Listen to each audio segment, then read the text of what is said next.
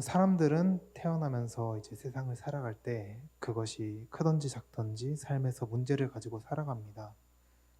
그것은 돈 문제, 이제 사람들과의 관계 문제, 건강 문제 때문에 죽고 사는 문제까지 되게 다양하게 있는데요.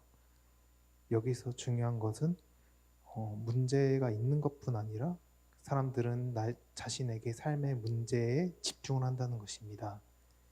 그러면서 집중하는 걸 넘어서 그 문제를 집중하는 데 오는 그 스트레스와 절망감, 무기력함 등 그 안 좋은 영향들까지 같이 받는데요.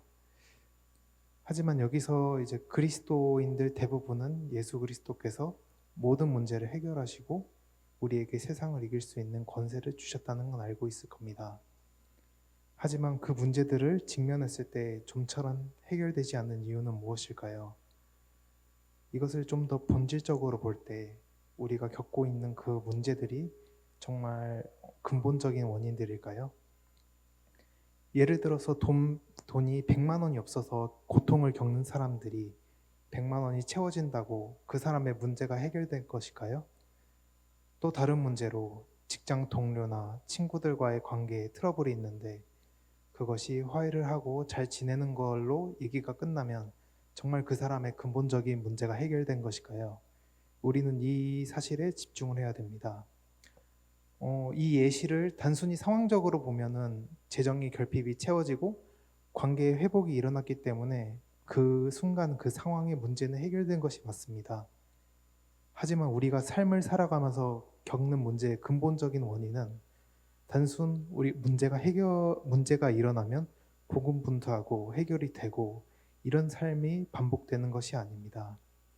하나님께서는 우리가 그런 삶을 살지 않게 하시기 위해 예수 그리스도를 보내셔서 사탄을 이기시고 우리를 자녀 삼아 주시고 성령님을 보내주셔서 새로운 피조물로 예수 그리스도와 같은 능력의 삶을 살게 권세를 주셨습니다.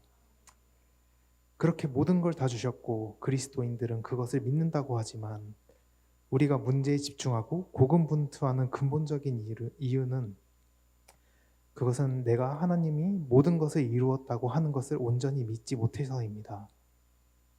그리스도인들은 우리는 새로운 피조물이죠. 하나님이 우리에게 할 수 있는 모든 것을 다 주셨다. 그 말씀 믿습니다. 이렇게 말로 고백하고 믿는 사람들이 있지만 하지만 실제로 내 삶 가운데 문제가 생겼을 때 직접적으로 표출되는 반응이 그것이 진정하게 내가 믿는 바고 이 말씀이 믿음으로 받아들여지지 않았을 때 가장 잘 보여지는 특징이 바로 가난한 마인드입니다. 이 가난한 마인드가 내 마음으로 표출되고 내가 가진 것이 항상 부족하게 느껴지는 것이죠. 재정적인 거에서도 남에게 섬길 돈도 없고 남에게 줄 사랑도 없고 이해심도 없고 맡은 일을 해낼 에너지도 없고 시간도 없고 실제로 돈을 얼마나 가지고 있고 내가 시간이 얼마나 많고 내가 얼마나 건강하며 마음의 여유가 있고 이런 것들은 아무 상관이 없습니다. 내가 근본적인 이 가난한 마인드를 가지고 있으면 하나님이 주신 모든 것이 나에게 없다고 믿는 것입니다. 그로 인해서 나는 항상 부족한 갈증 시달리게 되며 나는 항상 없다고 생각하는 그런 마인드를 가지게 되는 것이죠. 그렇기 때문에 결국 나 중심적으로만 되고 받으려고 하는 삶을 살아가게 됩니다. 항상 내 얘기를 들어주길 바라고 날 이해해 주기를 바라고 나를 사랑해 주길 바라고 선물 받기를 바라고 도움 받기를 바라고 이런 가난한 마인드를 취하게 된다는 것입니다. 하지만 하나님께서는 우리가 받는 것이 아닌 주라라고 하셨습니다. 대부분의 사람들은 이것을 믿지 못하죠. 이 세상 가운데 법칙은 내가 남에게 준 만큼 가난해지고 그런 생각에 더욱 선뜻 주지 못하고 인간적인 세상 생각으로 내가 준 만큼 더 받는다는 생각에 남에게 주더라도 나에게 줄 사람이 없으니 우울해지고 낙심하고 이것을 반복하고 계속하고 고군분투하게 됩니다. 하지만 우리는 인간적인 세상의 법칙을 믿는 것이 아닌 하나님의 말씀을 믿는 것입니다. 누가복음 6장 38절에 말씀하십니다. 주라 그리하면 너희에게 줄 것이니 곧 후히 되어 누르고 흔들어 넘치도록 하여 너희에게 안겨주리라. 또한 사도행전 20장 35절에서도 주는 것이 받는 것보다 복이 있다고 하십니다. 이것을 믿는 자들만 기쁜 마음으로 줄 수 있습니다. 내가 실제로 무엇을 얼마나 갖고 있는지 그것은 중요하지 않습니다. 이 말씀을 믿지 않는 예를 들어 부자가 있다면 100억을 갖고 있든 1000억을 갖고 있든 그 사람들은 그 돈에 감사하며 하나님이 주시는 감동대로 주는 자로 살아갈까요? 오히려 만족을 모르고 돈을 더 벌고 싶다는 갈증에 휩싸이며 재물을 더 벌어야겠다고 생각할 것입니다.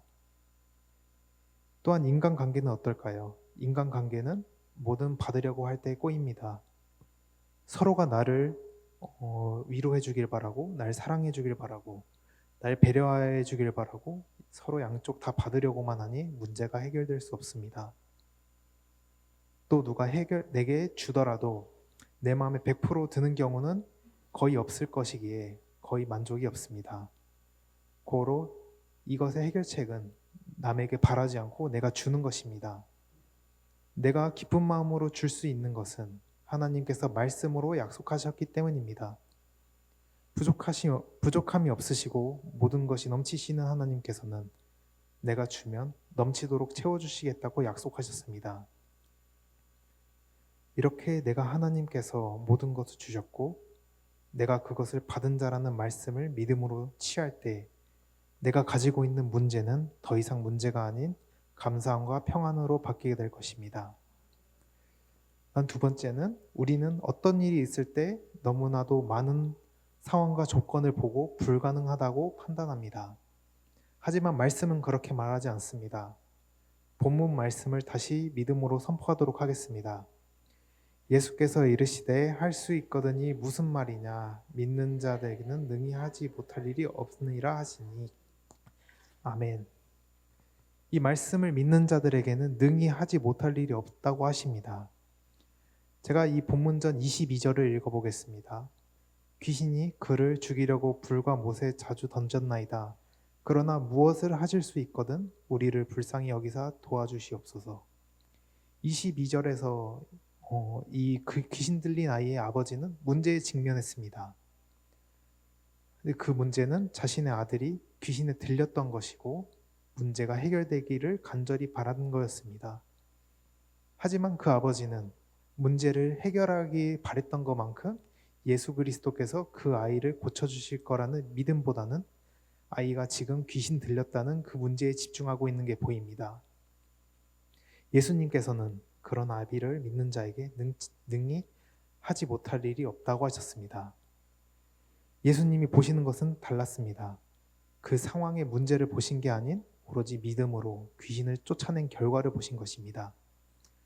또한 히스기야의 왕의 경우를 보겠습니다. 그는 선지자 이사야를 통해서 내가 죽고 살지 못하리라 라는 말을 들었습니다. 그냥 아프고 병든 것 정도가 아니라 하나님으로부터 직접 선고를 들은 것입니다. 그러고 난 다음 히스기야는 얼굴을 벽으로 향하고 여호와께 기도했다고 합니다. 여기서 중요한 것은 그는 얼굴을 돌려 벽을 봄으로써 그의 상황으로부터 얼굴을 돌렸습니다. 또한 그의 증상과 심지어는 선지자 이사야에게로부터 얼굴을 돌렸습니다. 그가 얼굴을 벽으로 돌리고 기도함으로써 하나님만 볼 수 있었던 것입니다. 이를 통해서 그는 자신의 문제를 본 것이 아닌 하나님을 본 것입니다. 하나님께서는 우리가 문제를 겪을 때 그것을 해결할 수 있는 방법도 알려주십니다. 하나님께서 히스기야가 죽기를 바라셔서 살지 못하리라고 말씀하신 게 아닙니다. 그가 문제를 알게 돼서 그를 돌이켜 살리시라고 하신 겁니다. 그의 하나님이 나의 하나님이십니다. 신실한 하나님이 나의 하나님이십니다. 하나님께서는 우리가 가지고 있는 모든 문제를 해결할 수 있는 말씀을 통해서 알려주셨고 우리가 고개를 돌려 상황과 환경에 근거한 문제가 아닌 그 말씀을 믿을 때 우리는 절망적인 상황이나 말씀을 통해 우리에게 주신 하나님의 생명에 속한 것들을 누릴 수 있습니다. 세 번째는 믿음으로 말씀을 선포하십시오. 구원은 어떻게 받습니까? 여러분들이 잘 아는 로마서 10장 10절을 읽어보겠습니다. 사람이 마음으로 믿어 의에 이르고 입으로 시인하여 구원에 이르느니라. 하나님은 마음으로 믿기만 하면 구원을 받는다라고 말씀하시지 않으셨습니다. 말씀을 믿고 그 믿은 것을 말로 선포하는 것입니다. 이것은 믿음과 행함이 같이 가는 하나님의 원리입니다.